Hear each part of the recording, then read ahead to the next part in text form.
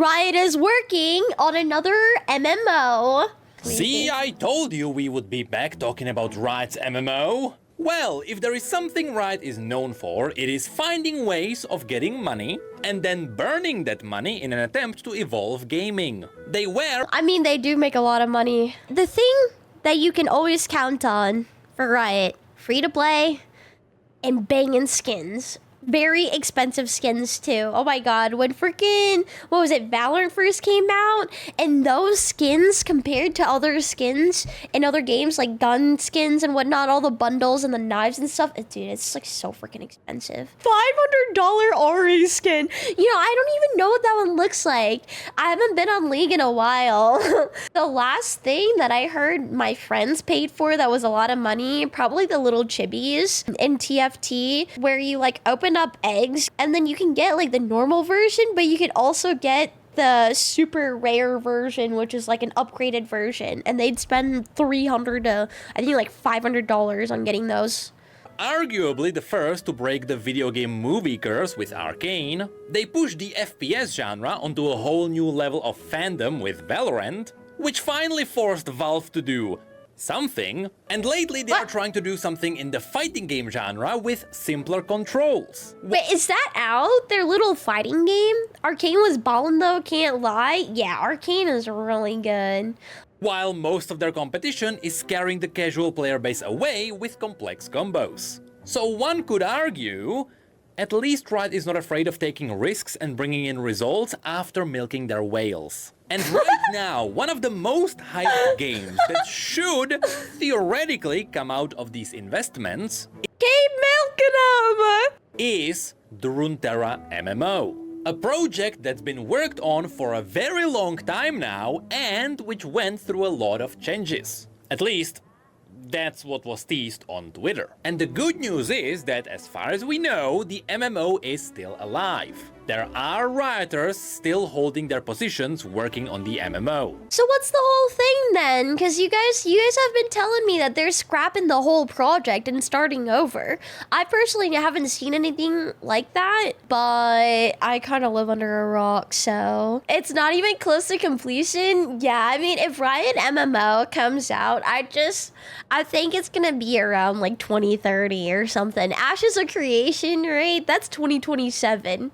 2027, but we'll see. Yeah, what comes first, Riot MMO or Ashes of Creation? Oh, I feel like Ashes of Creation will come out way before Riot MMO, right? Because they've had playtests or whatever, or super alpha tests. And I mean, we haven't even heard anything about Riot MMO really, besides they're still working on it. Even though the latest piece of news was that it took a step back, so Riot could reassess the MMO genre as a whole to make sure they can actually evolve what is currently available on the MMO market. To some, this would mean that there would be no more Riot MMO news for a while. How can they not release a successful MMO? They have so much lore, so much money, right? There's no way that when the MMO finally comes out that it's complete poo. There's no way. Riot has way more resources. Yeah, and I feel like if they do come out with their MMO one day, right? It'll get a lot more people to play MMOs and make it maybe a little bit more mainstream. Because like for Valorant, right? A lot of people didn't really play games before Valorant. And then all of a sudden it came out and it's so popular and you get all these non-gamers to play Valorant.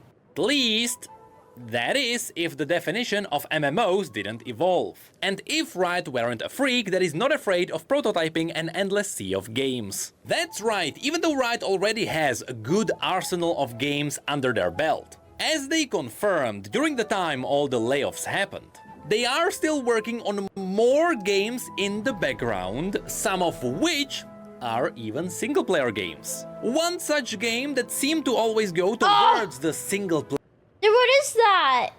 Is that just like the arenas or something? Player area with optional co-op was Project F, a top-down hack-and-slash adventure game that we have never seen anything about outside of the 10th anniversary video. But we still know it exists and there are some job listings hinting at it. Well, the interesting thing is that this entire time, by which I mean well over a year now, These job listings have also been looking for devs in a very specific field. They've been looking for devs with the technical knowledge around FPS games to work on a game that is not Valorant, mind you. I feel like if Riot were to make another game, it could be an extraction game, right? Because extraction games are kind of in right now, right? FPS MMO? This is a different FPS game that Riot is working on, which also has RPG elements, narrative, and MMO-like structure. And if all of these are correct, then this means that Riot is working on another MMO.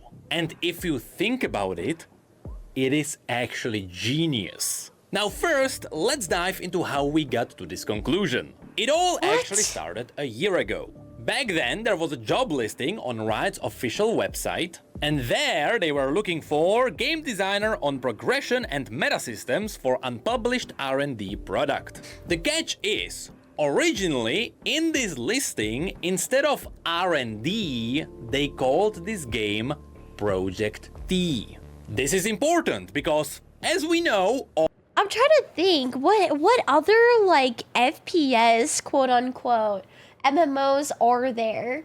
Destiny, kinda, right? And if you throw Destiny in there, could you kind of throw in Warframe too? Except that's like third person though. Yeah.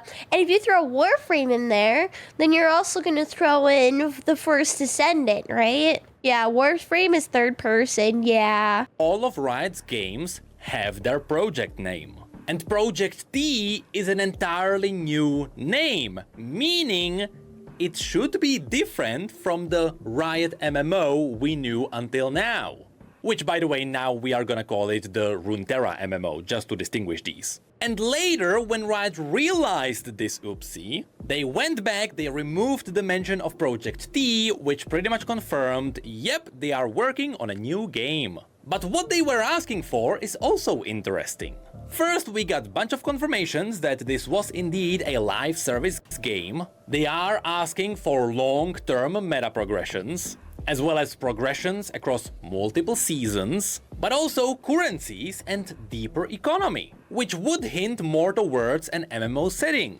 And then it dove into requirements which revealed a lot more. Besides the classics, such as requiring 8 billion years of practice as a game designer, they also ask you that you already shipped at least one AAA game. Let me tell you, in 2024, that does not mean a lot. Or you can AAA games just mean you can charge them extra, right? You can also ship a lifestyle online game with long-form progression. If you're not sure what a lifestyle game is, it is what you would consider a main game. Like, hey, what's your main game? Oh, it's League of Legends, or WoW, or Fortnite. It is basically a massive life. You could have named out so many other different things, but really, you gotta throw in Fortnite? A deep familiarity with long-term progressions, for example, MMO, FPS, premium mobile competitive multiplayer ARPG. This is where the curiosity was piqued because FPS was kinda randomly mentioned here. There aren't that many FPS games with a long-term progression system. Maybe besides Battle Royales or even the old Call of Duty games. But later they once again repeat that they have a desire that you have an insight into MMOs and FPS games. But then, after this, there was another job listing. This one came asking for a concept artist for weapons, for an R&D project. Now again, because this is R&D, it is not Valorant. Otherwise, they would have just stated so. And the reason why I'm mentioning this here is because they are looking for a concept artist for 3D weapons in a It really is gonna be like Destiny, huh? stylized art style. And the requirement is to have experience with first or third person camera orientation in-game. Once again, hinting that we are dealing with an FPS game. As a fun fact, it also seems to be Unreal Engine 5. Lastly, there is also one more job listing that is up Thank goodness. now. They are looking for a game designer on weapons on an unpublished R&D game. And here, they straight up confirm it is for a first-person combat game, which is not valid. Damn, that kind of, I don't know. I don't know why I kind of want it to be third person, just because it kind of sucks that you buy some of these skins and whatnot, and you can't even actually see your character. But I mean, first person, they could still go kind of crazy with the weapon skins, yep. Destiny 2 sucks? Well, you know what? Maybe Riot can do it better, right? Valorant, because it is an R&D game. Now, the reason why this is likely linked to Project T is because here they are specifically asking for FPS specialization, and the game is also in Unreal Engine. Things simply start to overlap, which means it is not confirmed, but there is an extremely big chance that Riot might be working on an MMO FPS. And they have been for more than a year now. Third-person shooter! So why am I making a video on it now? Please. Because someone made a totally random tweet and it might be made up, so I might as well. Anyway, as I mentioned, there is a good reason why this might be a genius move. Right now, there is a massive gap in the MMO FPS game genre. The only game that is really trying to hold the line is Destiny 2. But it is failing, and there is a massive reason why, and we will get into that in just a moment. Whoa! Also, I've heard he's attacking everybody that plays Destiny right now, saying it's a failing game and they're wasting their time and money on a dead game, on a dead and failing game. It's doomed. that literally today Bungie had massive layoffs and things are not looking great. Anyway, the main point is that if Riot manages to put their foot in the door, they could guarantee a success if they play their hands right. And that's because they have one ginormous advantage. You see, the Runeterra MMO has always been seen as a guaranteed hit by many. Not because Riot would be known for their high-quality games. I mean, to be fair, their games are high quality with a lot of polish. I think Valorant's high quality. But there is still the League of Legends spaghetti. But it's more because the Runeterra MMO already has its audience. Should they release that MMO, they don't have to look for the players. The players that know their universe are just sitting there, just waiting for them to drop it. Yeah, but that is kind of true, though. Because when I used to play a lot of League, their other games were on the launcher, too. And because they were releasing other games that were, you know, also under Riot, I was more inclined to try out those games. That one card game, TFT, because it was already on the launcher and everything, too. Tried that out right away. I haven't tried their new PvE mode yet, and I tried out Valorant right away too because I used to play Riot games religiously. I guess you could say that was my lifestyle game. That's because League's universe is already well established. I mean, I should know that. This channel was always dedicated to the lore of League of Legends. And I might have made more than 5 videos talking about the world of the MMO that is already set up. But logically, this would mean that should Riot try to spin up a different MMO, one that is not part of the Runeterra IP, unless they really focus on the Guns of Piltover or something, that would mean their other MMO wouldn't have this advantage. They would have to build up a separate universe. And all things considered, they would have to earn their audience again. Right? Wrong! Yeah, I was about to say, because like Valorant... Big bad wrong. Let's refer to Google Trends for a moment. This tool is amazing at comparing what people are interested in around the world. And we can use this tool to have a look at League of Legends, the most talked about Riot game, which would also suggest that this is their biggest IP. However, let's compare it to Valorant, a game that took the FPS genre by storm and which managed to quickly dominate it. And as to how much it dominates, well, these days, Valorant actually managed to match the size of League of Legends. What? And it even overtook it in some countries. Meaning that the hype behind Valorant is just as big as the hype behind League. Wait, that's actually brings up wild. A really interesting point. What if Riot is taking this MMO FPS and putting it into the Valorant universe.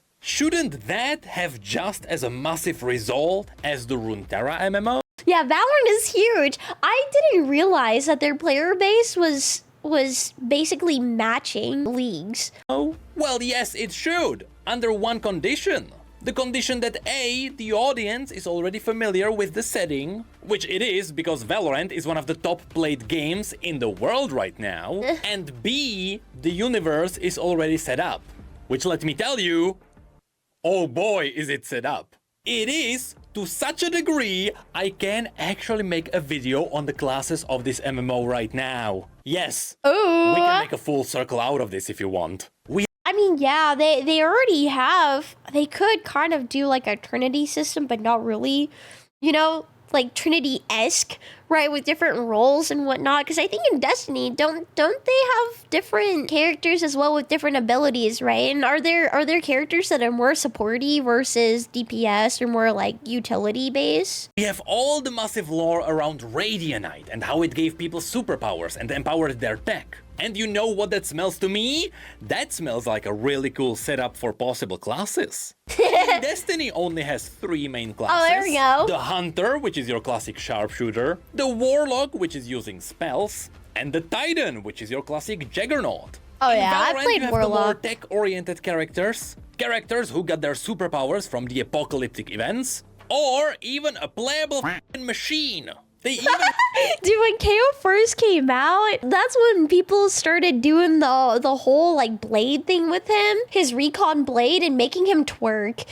have their own classes like the Initiator, the Controller, the Duelist, and even the classic Support. As I Yes? said, I am ready to go wild and explain how Valorant's lore can support all of this. Speaking of which, this is something that needs to be said. Every Killjoy! year when Valorant releases a new episode, they release a cinematic which gives us a new piece of a story. And every year those cinematics go wild, gaining millions of views in mere days after release. It is obvious people love these characters and they love this universe. Dang! Every single one of them, millions and millions and millions of views. And so, just like it is with the Runeterra MMO, Riot is sitting on golden eggs here. Which brings me to one last thing. As always, all of this relies on one thing that is rooted around every game. This game is no exception, and so I have to repeat that gameplay is king. Which is why there is so much potential, because the gameplay of the competitors is ass. True. if Riot comes out with a game like Destiny 2, there's no way that it could be worse than that. I absolutely hated the fact that going into all these different instances in Destiny 2, they would reuse the same instance, but it'd be for a different quest. And it just got so dull too. And it just felt like you weren't seeing anything new for one, and just going through recycled content over and over again, which is why I don't like COD anymore. As I said, perhaps the biggest competitor is Destiny here. There were also others who tried to do something in this genre, like Anthem. We don't talk about Anthem, okay? It broke all of our hearts. We just don't talk about it. Which is as much as I would like to say about that game. With Destiny sticking around because the gameplay is fun. The gunplay is really good. And that's pretty much what is carrying all of this. I mean, it always called itself an MMO because it does have MMO elements. Getting loot is kind of fun. Doing the dungeon. Oh man, I was just thinking too. The PvP, you know, in Riots, if they do something like Destiny, it's probably going to be so much more fun. Is kind of fun. But there is one massive reason why I dropped this game very quickly after trying it. When Destiny 2 originally launched, I got all the way to the end game. I got my gear pretty high up by doing dailies and all the high-end missions. But then came the obstacle. Destiny 2 has really cool raids. They are amazing experiences that look fantastic. Which is something I have never done. Oh. Even though I wanted to try a Destiny raid multiple times in the past. And you know why that is? Why? It's because in order to get into a raid, you have to put a group together. In a game without group finder, without public invites, and without proper chat support. You go Damn, dude. You're just swimming upwards the entire time. I don't know. Is there a party finder for Destiny? How old is this video? I think it's pretty recent. Yeah, it was just a day ago. See, matchmaking for raids, you know, you can just queue up for a raid, right? Like queuing up for a normal game in League. It's so butt. It's so butt. Randomizing or going in there with randoms with mechanic heavy raids and stuff, assuming that they're going to be mechanic heavy, right? It would have to be something like Lost Strike for sure, where you can create lobbies and whatnot and maybe like review people's profiles, right? But then you run into the point where it's like, okay, now I'm just getting gate kept because I don't have anything. Call yourself an MMO, but if you want to do the MMO endgame things, you have to quit the game, go on Discord or a third-party website, find people there, add their tags, invite them into a group, and then you hop into the raid? I honestly don't know if they fixed this since the release. But this Yeah, was there the it point is. I immediately quit the game. I'm not asking for a raid finder, God forbid that. I can sit in Orgrimmar looking for a group all day. But don't make me do that on a third-party website where I have to post my game tag publicly. So, that's why I quit. And you know why I'm not coming back? I don't even know which expansion to buy to play the game. Jesus! Dude, what the heck? It's like if you buy the annual pass, you get everything, right? But yeah, that's pretty much where we are with Project T at this time. Keep in mind that all of this are just theories and none of this was confirmed. game But it theory. really seems like in the background, Riot is dabbling in some very specific game genres around MMOs and FPS games. And yes, right now, there is a massive window open there. And if there is something Riot is known for, it is jumping through those windows. No matter the genre, no matter the scale. And since They really are full of surprises though, right? I didn't even think about that. All I thought about when they first talked about creating a Riot MMO, I honestly just thought about League and turning that into an MMO. I didn't even think about Valorant. But yeah, I didn't realize how big Valorant really was. Since we are talking about a potential You need to MMO clean it up, here, man. I'm afraid I'm gonna make more videos on this. Nice. Oh, if you guys want to watch this video yourself too, let me link it in chat. But yeah, liked and subscribe on Necrit. Hopefully I pronounced that right. That was a good video. I like his humor too. He's funny.